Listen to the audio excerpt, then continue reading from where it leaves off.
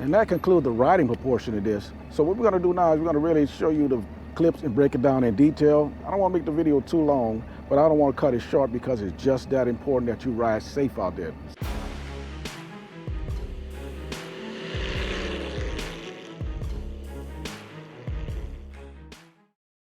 Hey everybody, welcome to Boost and Jeans Rider. This is Rich. Today's video is a very serious video, and it's about riding in the mountains and some of the most dangerous turns that you will make riding in those mountains. And in this video, we're gonna talk about how to correct those mistakes.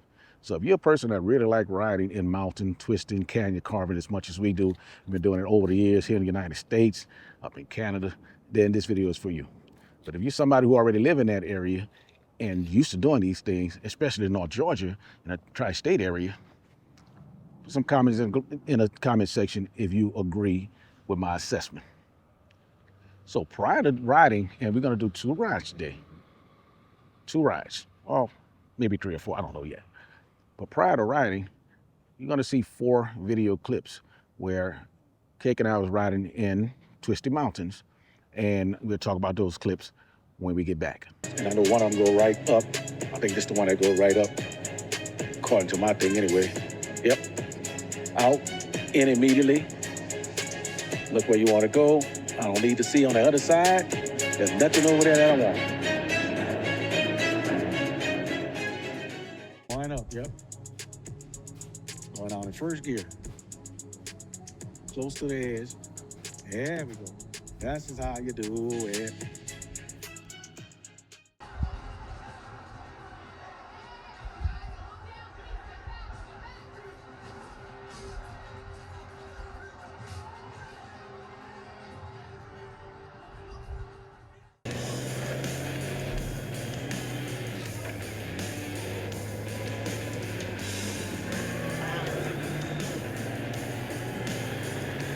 Look at this.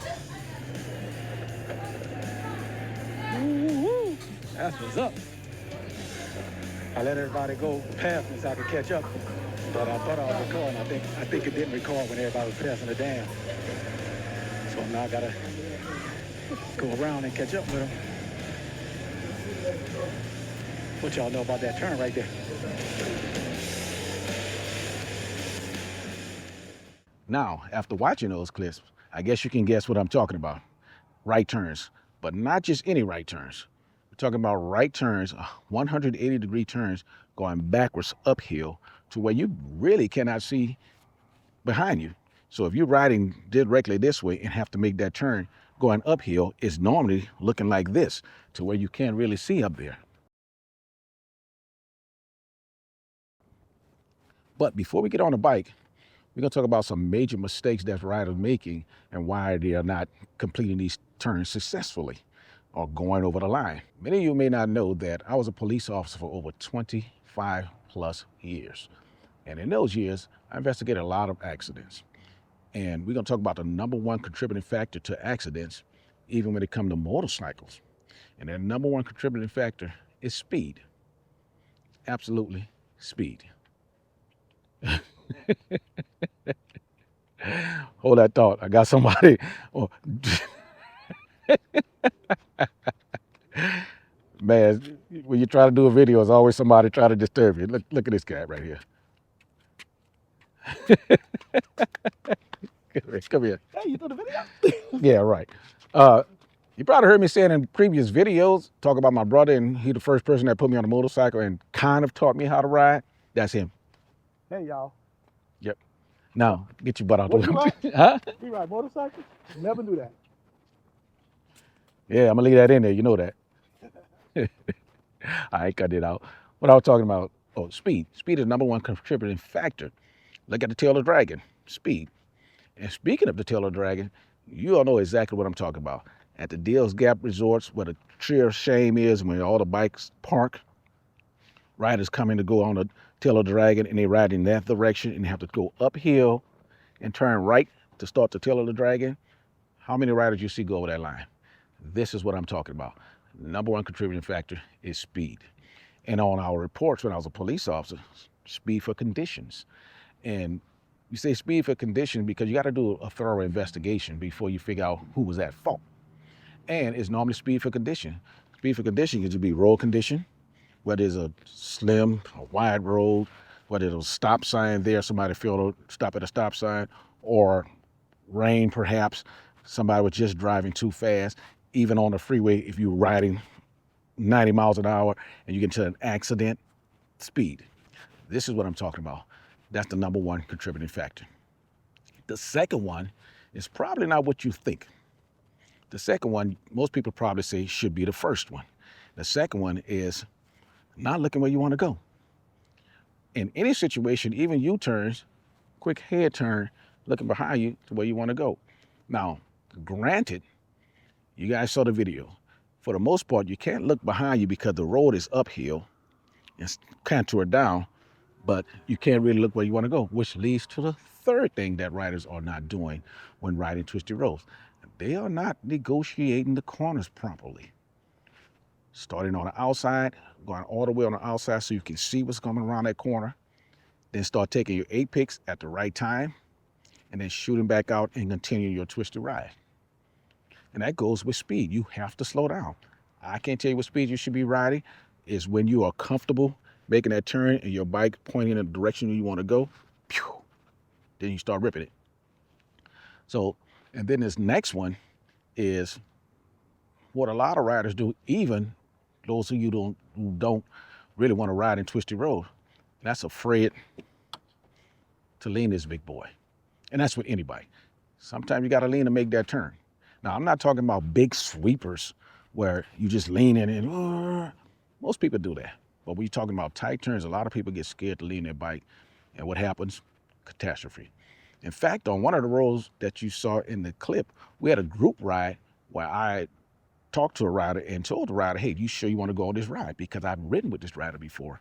And I suggested that they sit out. As a technical road, the turn right your own ride really applies in this case. Really applies. Riding safe. Our primary objective. The rider was like, no, I'm fine. The rider dropped the bike, and I'll show you the road that the rider dropped the bike on, slid downhill. Fortunately, the rider's okay. The next reason, like I said, lean the bike. The next reason and final one why a lot of riders not making these turns is afraid to turn their handlebars. Now, if you're going slow enough, you can turn your handlebars. If you're reading the chevrons correctly, you're going outside, inside out, and all of a sudden you got a decrease in turning radius or a switchback, and you know it's a switchback, sometimes the proper speed is a speed in which you can turn your handlebars. 20 miles an hour is not it. So what we're gonna do from here, we're gonna gear up, get on the bike, and I'm gonna show you what I'm speaking about. Obviously, I'm not in the mountains, so I can't show you that, but I ran across this at my brother's house.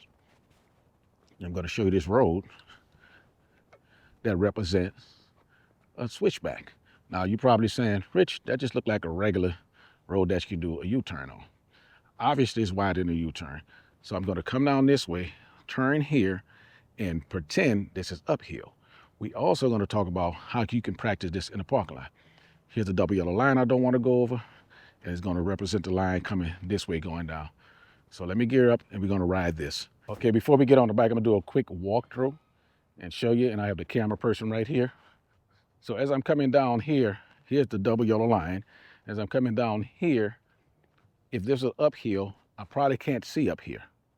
So as I'm coming down, I gotta look where I wanna go, not going too fast, brake, continue to look over my shoulder. Then I'm gonna have to lean the bike, because if I don't lean the bike, obviously I'm gonna go with that double yellow line. Now when I'm riding, my first ride, I am not gonna intentionally go over this line.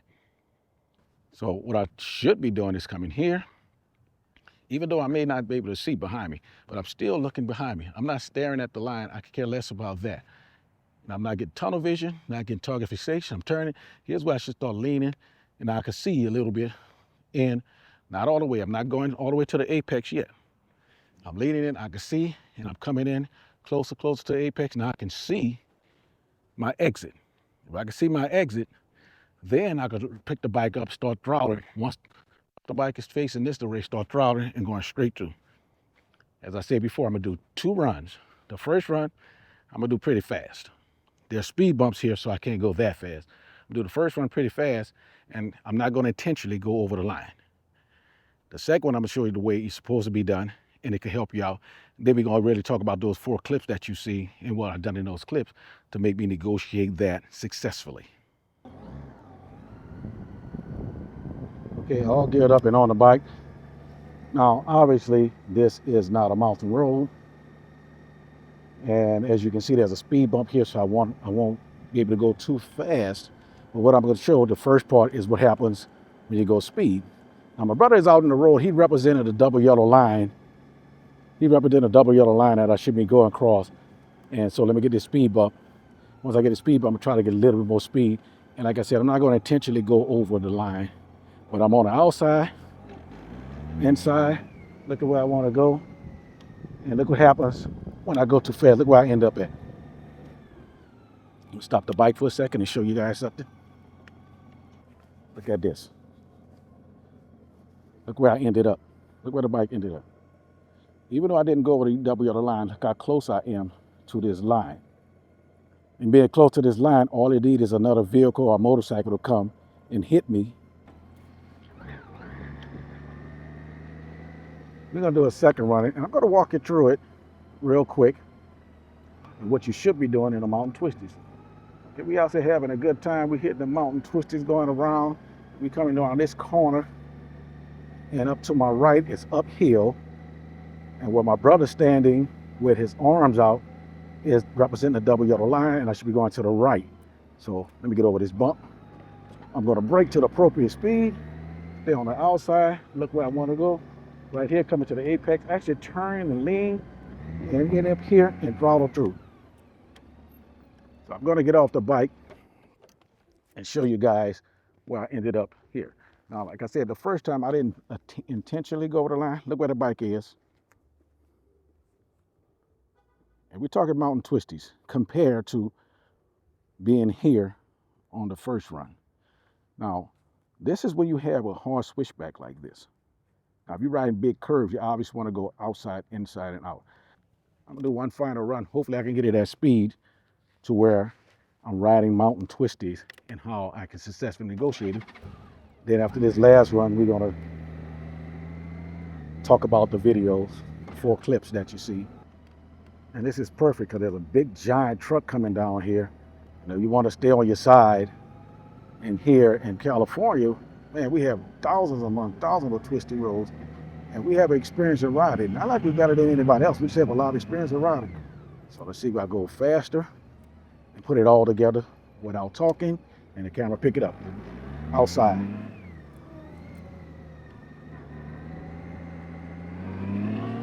And that's how you ride it, ladies and gentlemen. So now we're going to complete this, wrap this up, and I think I'm going to do one more thing. One more thing I didn't think about. Let's say this is a one-way road with no vehicles coming in the opposite direction. The one thing that I didn't think about. If you're doing a wide sweeper, it's a lot easier. So I'm going to go outside, inside, out with a wide sweeper. That's not really a switchback. So which means I'm going to get all the way over here to the left. So I'm going to get all the way over here to the left. Now, if it's a wide sweep all the way to the left, this is simple, easy, really easy right here. And I could come straight out and ride it out.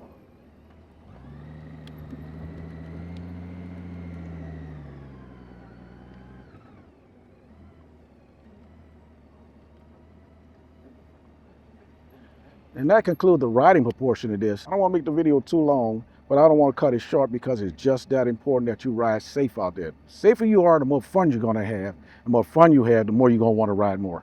So our next thing I'm going to do is going to sit down and show you the 4 clips that we were talking about and show you why I've done certain things in those 4 clips. What you're going to see next is the videos that you saw at the beginning of the clip, the 4 videos. The first 2, I'm going to go through pretty quick. Because you can see on the first 2, Kate was recording the ride, and I can see through the corners. So I can actually take the apex a little early. But remember, each turn is differently. The number 1 contributing factor is speed. When people going over the line, it's speed. So we're going to start those, and we're going to talk about them. The first 2 are going to go pretty quick. So we're going to start those videos right now. But one of them go right up. I think it's the one that goes right up, according to my thing anyway. Yep. Out. In and Okay. Right here, you can see that we can see through the corner in this video. So I can take the apex a little early. Look where you want to go. I don't need to see on the other side. And then throttle through. Why not? Yeah. Same road in California. I can see pretty early, so I decided to stay on the inside a little bit more on this and then throttle through. You can see the second rider decided to stay on the outside a little bit more. So each rider gonna do something different, but the key factor is I slowed down enough to negotiate that corner without going over the line. That's how you do it. Okay, the next two video, I want you to focus on the first one, and you can see on the first one, I will not be able to see over my shoulder turning right. Here we go. Here I'm coming up to the turn right here, and look how high that hill is on the right. I cannot see. So in this case, I decided to stay on the outside.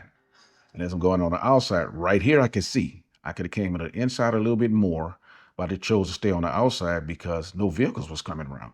So everything is about approaching speed, proper braking. And I completed. Now on this last one, let me give you what happened on this last one. We were on a ride, a beautiful road through the woods, kind of mountainous. And when we stopped, I decided to get off the bike and catch all the riders as they were passing by. Once the riders passed by, I got on the bike and said, okay, let me catch up. In this video, you can see I am going fast because the curves are not that hard. They're just kind of curves, so I'm going a little fast. Then as I come up to the right, going uphill, I can see through the corner, but I had to brake a little bit hard because I was going a little bit too fast. I negotiated the turn without going over the line. So let's watch it, and I'm going to talk through it. As I'm coming here, I'm just starting off. So now I'm starting to pick up speed so I can complete this. Look, that's good. And as you can see, the corners, they're just curves. Look. Coming around one last corner here. Catch up. I thought I was recording. I think it didn't record when everybody was passing it down. So now I gotta. Now watch this. Focus on a couple things. Right here, even though we're in the woods and there's a vehicle here on the right side of the video, I can still see it going uphill. And as I go along, watch my windscreen. You will not see the windscreen. It will come out of view because I'm doing one important thing that you will notice. Right here, I'm looking at exactly where I want to go. Look where the windshield is, all the way in the lower left corner of the video, because my focus is where I want to go. Even though I'm going a little fast and I had to brake a little harder, the next thing I had to do is lean the bike. Right here, you can barely see it. I'm looking where I want to go, and I can continue on the ride.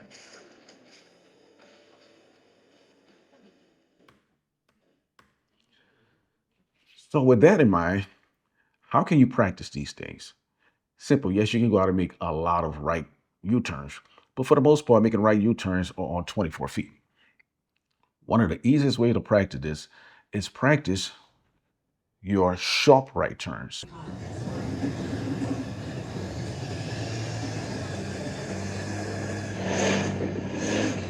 You can do it several ways. With cones, you can set the cones up, spaces how you want. We go 6 and a 6. I'll plug that video in right up there so you can check out our 6 and a 6. And that's going to get you to really slow down at appropriate speed in order to turn your handlebars, lay your bike, and most importantly, look where you want to go.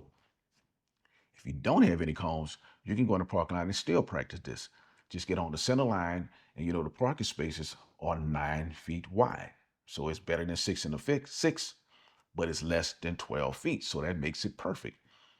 Go at an appropriate speed. Go, in this case, you want to go pretty quick.